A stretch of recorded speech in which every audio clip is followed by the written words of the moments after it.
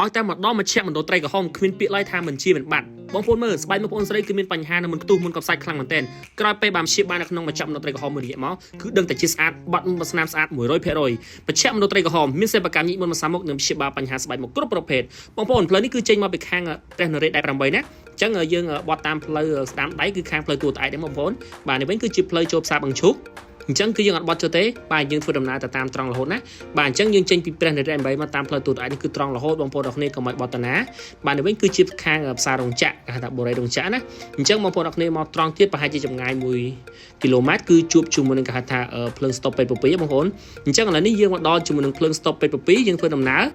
បាទកុំបត់ទៅត្រង់បាទគឺយើងបត់ឆ្វេងណាបងប្អូនណាយើងបត់ឆ្វេងមកដល់ភ្លើងស្តុបពេទ្យពពីណាបើថាបងប្អូនអរគ្នាមកពីខាងទូតឯកអញ្ចឹងយើងមកមុខបន្តិចគឺយើងជួបជាមួយនឹងគេហៅថាខ្នល់រទេះភ្លើងបាទអញ្ចឹងយើងទៅមុខប្រហែលជា300ម៉ែត្រទេបងប្អូនណាបាទអញ្ចឹងបងប្អូនអរគ្នាប្រកាសជាឃើញអាគារមួយធំខ្ពស់នេះដែលគេទៅសាងសង់ថ្មីណាអញ្ចឹងទីតាំងរបស់យើងគឺនៅខាងជួរបូរីបន្ទាយកេសីនៅតែម្ដងហើយទីតាំងរបស់យើងចេញពីភ្លើងស្តុបពេទ្យពពីមកចម្ងាយប្រហែលជា300ម៉ែត្រទេនៅខាងឆ្វេងដែរនេះតតែម្ដងបាទ